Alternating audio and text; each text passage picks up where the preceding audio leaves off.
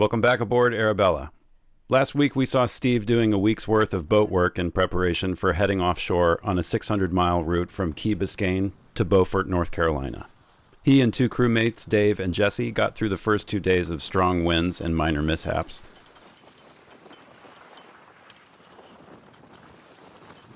On the third day out, the seas were calm enough to get the camera out and get to know a little bit about who was on board for the voyage.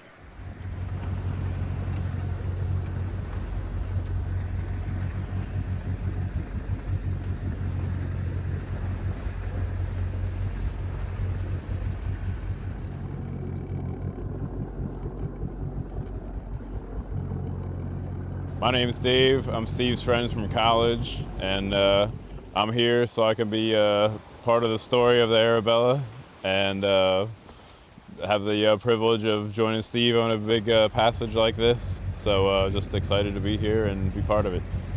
But yeah, it's been an adventure.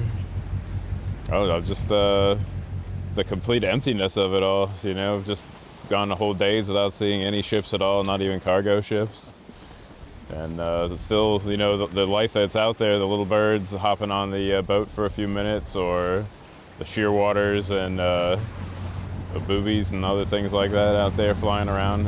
It's pretty awesome. Sailing through the night was it was kind of sketchy at first, I'll admit, but got used to it pretty quickly though. This boat can handle it.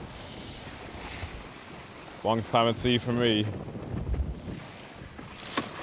My name is Jesse Jackson. I'm relatively new to sailing.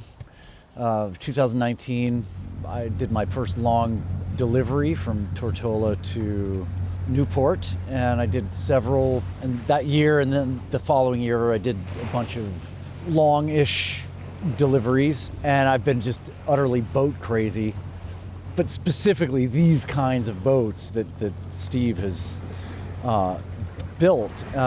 Anyway, I'm anchored at No Name in Key Biscayne, and every time I see a double ender, I'm, you know, everything, the world just stops, screeches to a halt, and I noticed him from far away. I didn't recognize him or the boat, and I got closer, and I was like, wow, what a cool boat. You know, I didn't read the name, and so when I saw the name Arabella, you know, and then we got to know each other, and a couple of days later he said, hey, you know, would you happen to know anybody who's available for you know, we're looking for a third to go up to Morehead City. And I was like, I said, say less. And the whole time I'm still, you know, pinch me. It's just, I can't even describe to you like the cool, how magical this is and really wonderful experience this is. Yeah, it's just going by too fast, you know, too fast. I can't wait for the next time, if there is a next time. Man, I should have elaborated more. That's a good idea.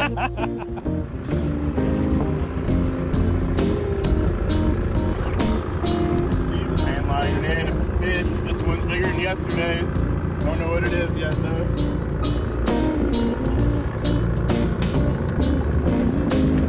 Oh, baby. Oh yeah. Medium size.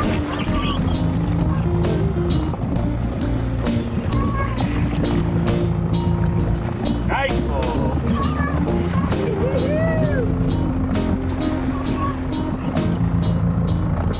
Alright, keep walking back.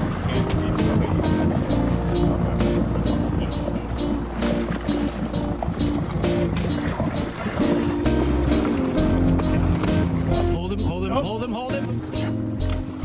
Take your time, hold him still. Keep him in the water, keep him in the water. Keep him in the, yeah, keep tension on him. Yeah. Alright. Hold on, babe. Let me pucker out.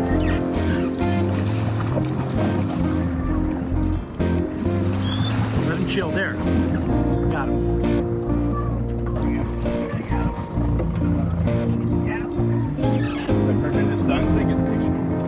I got him. Wait, not in the. Oh, not in all the mono. Okay, can you get the cushions out of the cockpit? Watch my jacket.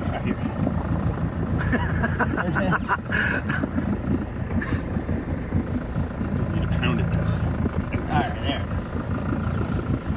Alright, let's go in the cockpit.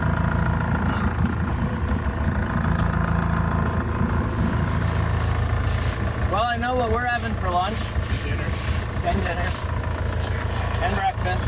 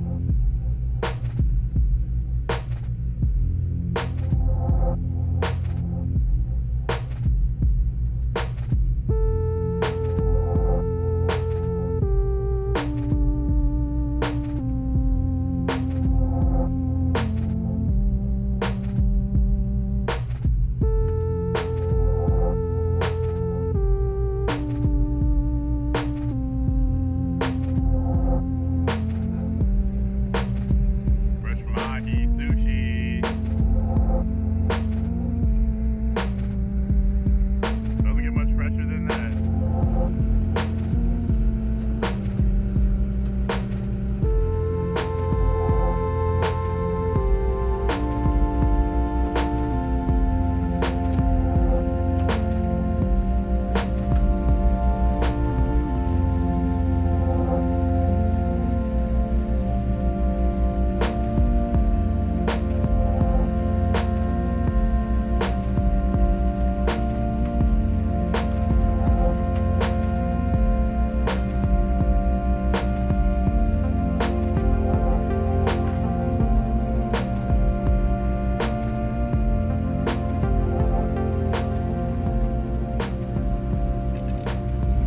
All right, Steve, what are we doing here?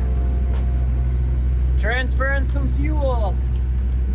Why do we need to transfer it? Because we lost the wind today. Motoring.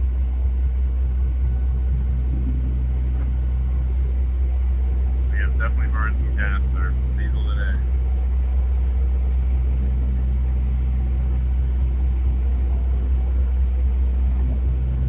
Filling up the forward tank now. Topping up the forward tank. Jesse's up there securing the empty tanks.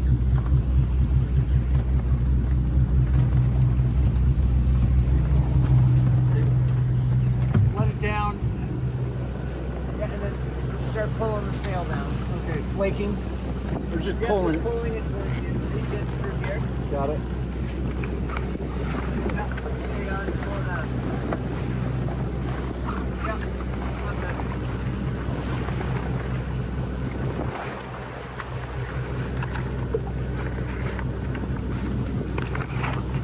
We're pulling down the mizzen so we get more air on the main for our downwind run tonight.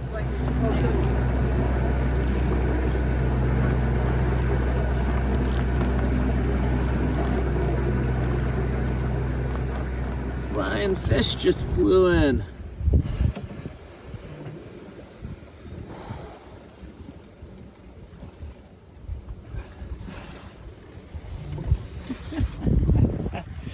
What do you think, Akiva?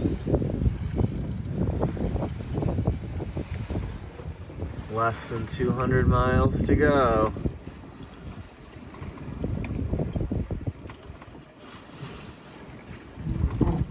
Just cruising along.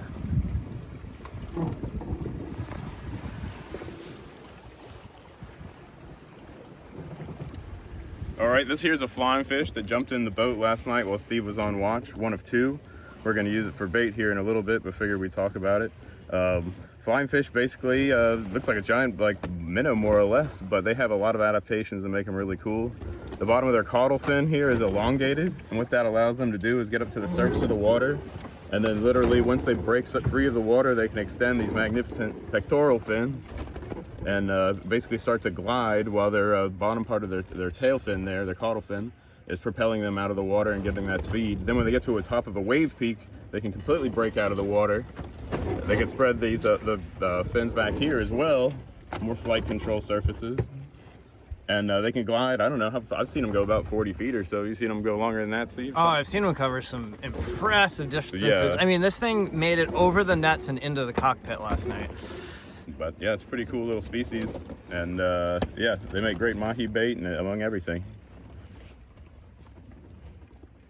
Big old eyeballs. Yeah, they're definitely nocturnal hunters for sure. It's really cool to see one up close. I've been watching them Yeah. zip across the surface. I've heard the tales of them landing on your boat at night. It's fun to finally experience it.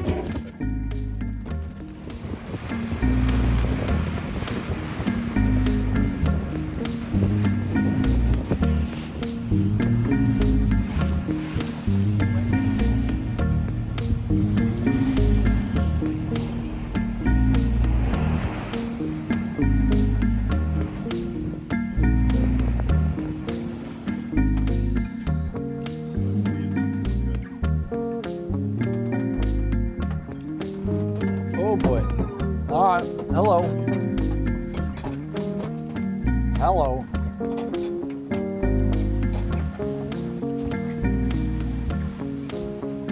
Been wing on wing nearly all day today. The coolest thing, or one of the cool things for me, was the deploying the whisker pole. I have a whisker pole, but people have told me what a whisker pole does and whatever. But this was the first time that I saw it in action. Yeah, it's definitely fun tweaking the sails and playing around with them as the wind was shifting around. Just watching their speed and just trying to find that perfect balance.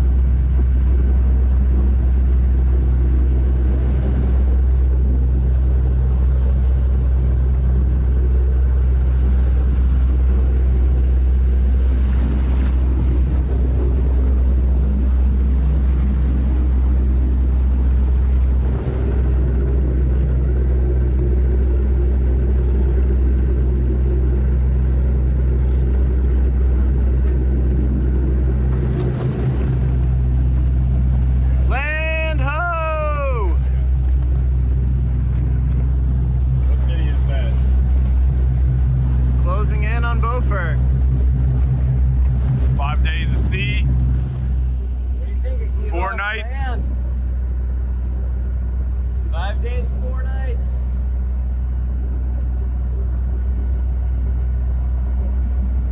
Ready to go twice that now? Yeah.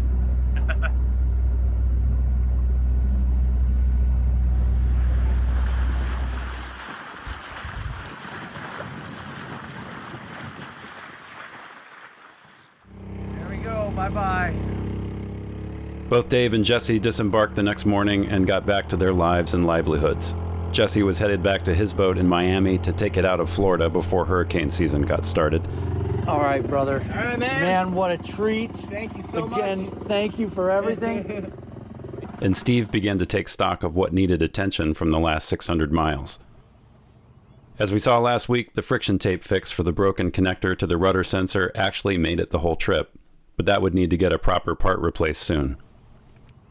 Another thing that came up was the adjustment screw for the height of the tiller wasn't staying in place, and the result was the tiller rubbing on the top of the mushroom vent and the bollards in the back. The fix during the voyage was to raise it up using this board that just slipped into place. So those were our two kind of mechanical issues back here in the stern that we had to troubleshoot, but thankfully they were very easy to troubleshoot, pretty minor issues, and I'll have to figure out some little bit better fixes for those, which shouldn't be terribly difficult. It's the minutia, it's the tweaking, it's the new stuff on a new build and a new install, and when everything's kind of a little funky, but we'll get it unfunked. It'll be good. We did have one pretty expensive oopsie on the way here. So our first night was pretty boisterous. The side decks were in the water, the foredeck was under the water a good chunk of the time.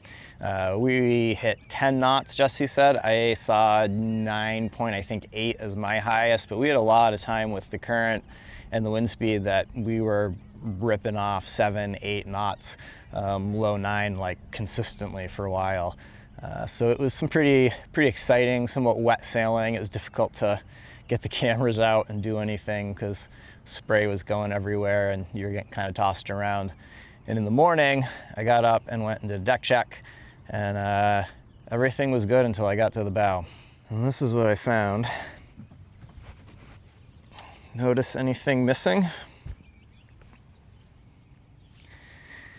So you have our shackle, and the 45-pound mantis was gone.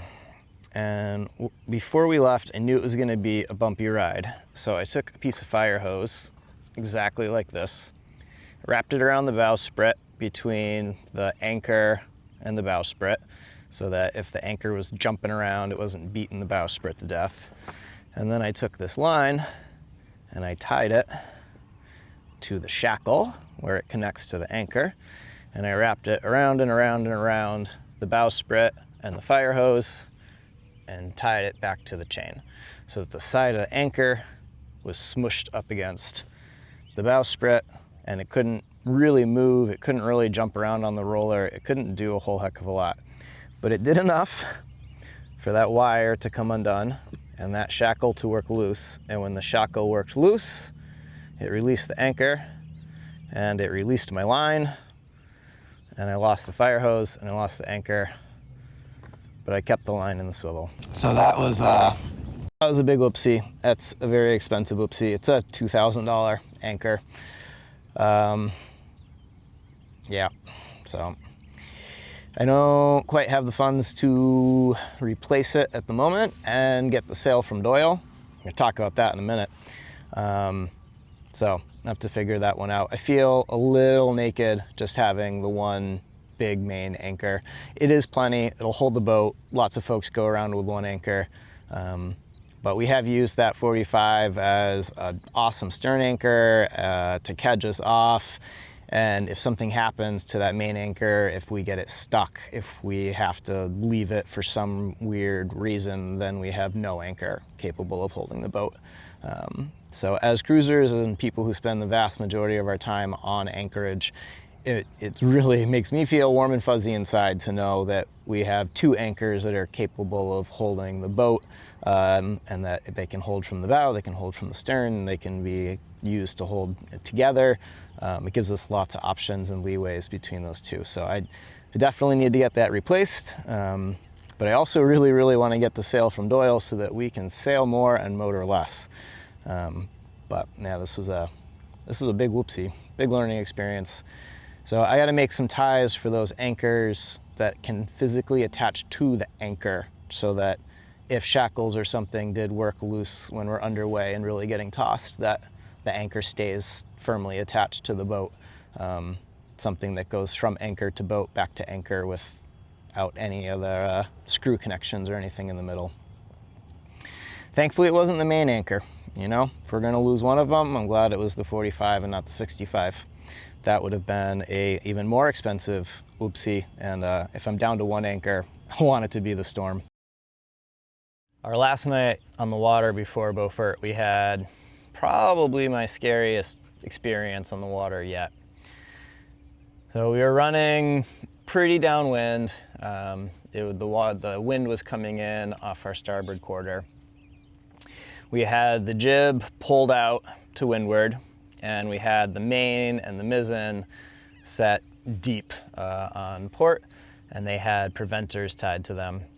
We had been running that combination for all day, no issues. Forecast was for that to hold, to even drop overnight, so I felt pretty confident with things. Auto helm was doing a great job. I retired, went down to my bunk, and then it was Dave's watch. Dave retired to his bunk. It was Jesse's watch. Everything was good. And then we woke up to Jesse hollering, saying that the auto helm wasn't working, and Dave and I came up on deck just as the sails like fully backwinded, and kind of all hell started to break loose. So what had happened, I believe, is one of two things. Either the auto helm malfunctioned and the boat churned a little bit and the wind backfilled the sails, or probably more likely, the wind just shifted and Jesse didn't really notice and the sails got backwinded. It would have been, in hindsight, it really would have been a good time to have the auto helm set to wind so that it just automatically reacted. But our watches were short and the conditions weren't bad, and we were watching the wind and just clicking the button, port or starboard, a few degrees as the wind kind of danced around a little bit, and we weren't having any issues. So I didn't bother resetting it, and I probably should have in hindsight. Dave and I come scrambling up on deck. Like I said, the sails are backwinded, boat's out of control, auto helm's hooked up but not working. So first we tried to grab the auto helm and get some control of the boat and steer back up into the wind, but with the auto helm or without it, we disengaged it and just used the tiller. We still couldn't get the boat to respond or turn. The way the sails were, we were just getting blown and there was not really anything we can do. So step number two then, if we can't turn into the wind and get the sails where they need to be, we need to release the preventers and let the booms come over, ideally in a controlled fashion so we don't break them. What the preventers do is when you're deep downwind, they keep the boom kind of 90 degrees to the boat and they keep it from coming back around. And it's called the jibe, and we did that once accidentally and we broke our mizzen boom. So it's something we try not to do. So I know the jib pull is in the way, but just kind of ignore that. You can see there's a line that goes up to the boom and it goes down to a low friction ring there at the shrouds because of the paddle boards. If the paddle boards aren't there, it would go to the tow rail. And then it comes back here to the cleats in the cockpit. So as that boom gets sheeted and let out, you take this line and you pull it back towards you, and you basically end up pinning the boom between the sheet, which is pulling it in towards the center of the boat, and the preventer, which is pulling it towards the outer end of the boat. And you leave a little bit of slack in the preventer, so there's a little bit of play in there, but it keeps that boom from ever being able to come all the way over. Now the problem is if you backwind it, this line goes under incredible amounts of tension. And the way this was made off, and I don't know who did it, doesn't really matter, but it came across the back like that, over, and hitched. Looks all right. It's missing the round turn. And what happened was so much pressure came on those sails that this cinched down.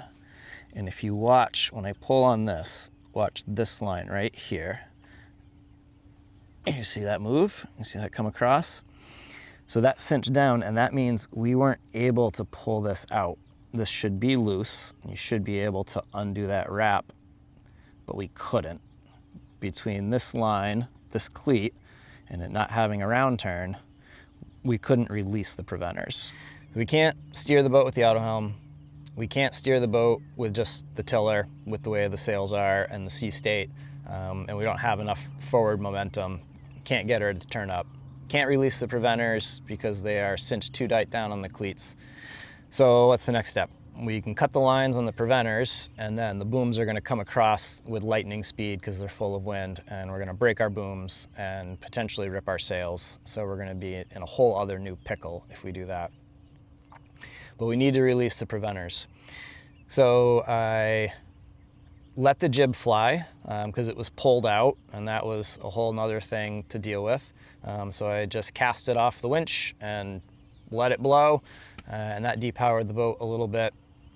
And then I ran up to, I was clipped in, I had my PFD on, ran up to the main mast, and with a gaff rig, you can do this thing called scandalizing. So if you think about a Marconi sail, you know, it's a big triangle and it just gets hauled at that one point up and down.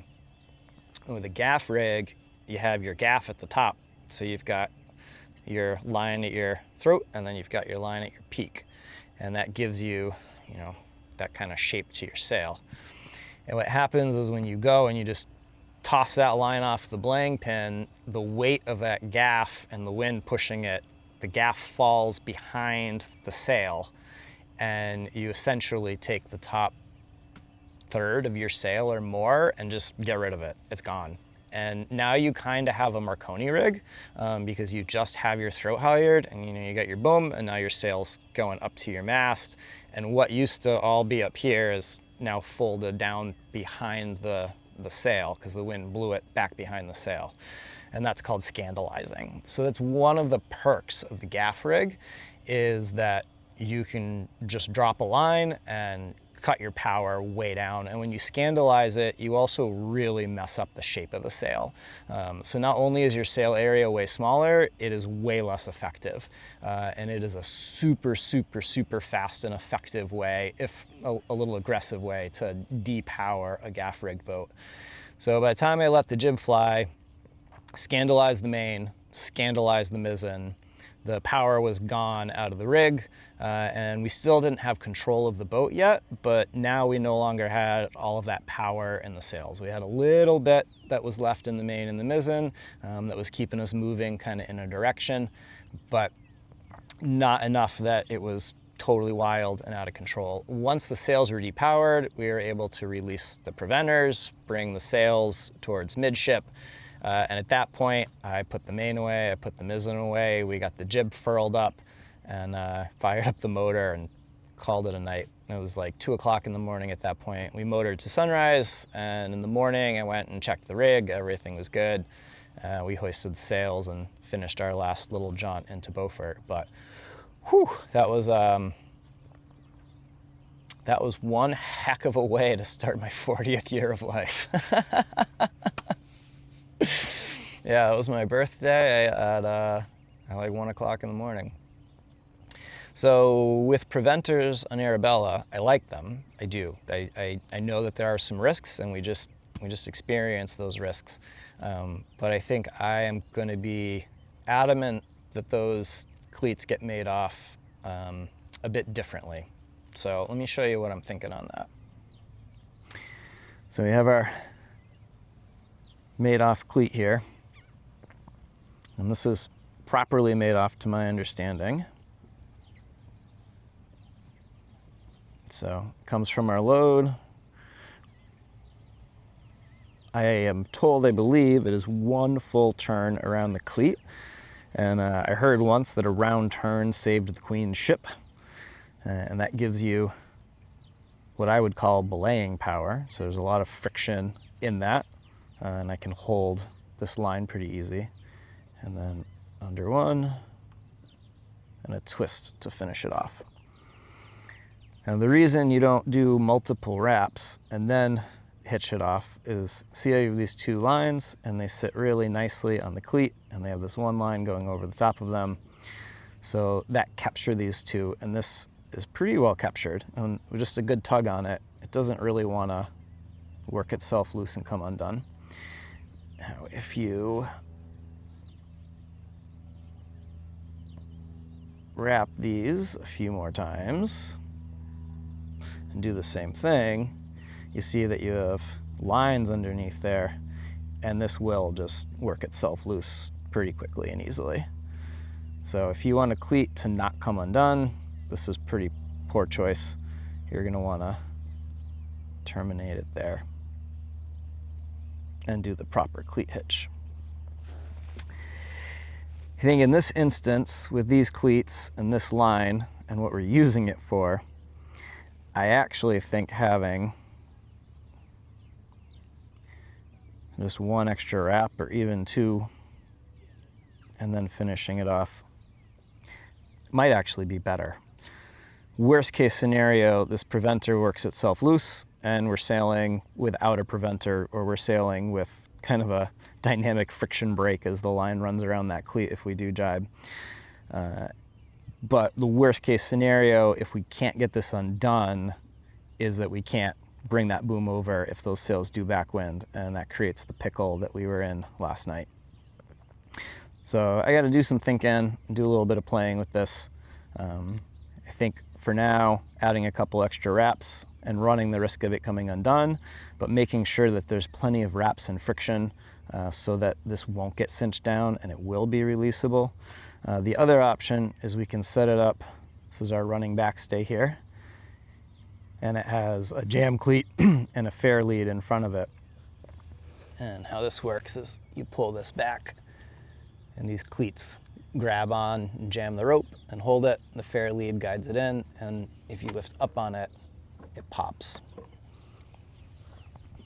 And then it runs back to a cleat, because I don't really trust that not getting bumped and popped. And these aren't under load and releasing, but if this was under load, you don't have anything to belay from. So I could pick up a couple more of these and get them set up in front of the cleats here. But man, oh man, there are those more things to stub our toes on the deck. And we don't use the preventers except when we're running deep downwind. So I'm not super psyched about that. I think just having a few more wraps and making sure these are releasable might be the ticket for this, but I don't want to have the experience we had the other night. That was scary. When I was talking about losing the mantis, I mentioned that I'm torn between the funds to replace the mantis and the funds for the sail that I've been talking with Robbie about. So if we go way back in time and go look at the plans, which we haven't done in forever for Arabella, in the top right-hand corner of one of the drawings, there is the drawings for what Acorn refers to as a balloon jib. So it is a very light, very big, very full jib. It's something you might consider a Genoa or a tweener or other sails that are kind of similar. But basically, it's just a big, light head sail. And Acorn had that on the plans, and it's just something we never got around to doing. It wasn't in the kind of mandatory, necessary suit of sails. And that sail would make a tremendous difference in our light wind performance. So I think if we had that sail, we would not have had to motor, I don't think at all, coming from Miami to Beaufort. So we start to struggle when the winds get somewhere between, if it's under 5 knots, it's not going to really matter what we fly for sails. Arabella is not going anywhere unless we've got like crazy sails. It's just not happening. But above 5 to 12 or so is where we would really like to increase our performance. We get above 12, 13 knots, Arabella does great. The sails that she has, we're moving along at 6 or even 7 knots. Her hull speed is maybe 8, 6 or 7 is very comfortable. We're making miles. That's awesome. It gets down to, 7, 8, 9, 10. And now we're doing 3 knots, we're doing 4 knots. It's taken, it's adding days. Something that would be a day sail is now an overnight sail, a 2-day sail is now a 3-day sail. And it starts to add up. And if there's weather coming in, if we have crew that wants to get off, if the conditions aren't great, it's really easy just to throw on the motor and burn some diesel and get there. But we really would rather sail, and I know all of you would really rather sail with us than motor with us. So I reached out to Robbie and asked his thoughts on a light wind sail for Arabella, and he pointed out that there was the balloon jib on the plans that I had forgotten about. So Robbie has a light wind sail drawn up for Arabella that would basically be a big light Genoa, and we would fly that when the winds were 10 knots or less, and it would make a really tremendous difference in our lighter wind sail performance. So the price tag for that is about $3,000 for the sail, and then I'll need to get some blocks and some lines, some fair leads, a couple other things to control it. So, you know, $3,500, $4,000, all said and done. And I was ready to pull the trigger on that, and then we lost the anchor. So those are the two things that in the moment are in the works that I would like to get replaced for Arabella. We won't have the light wind sail until we get back up to Massachusetts in a few weeks' time, but hopefully between now and then we can get Robbie to get that sewn up for us and get the other things we need ordered for it and have that for the rest of the run north. I think it'll make a really big difference.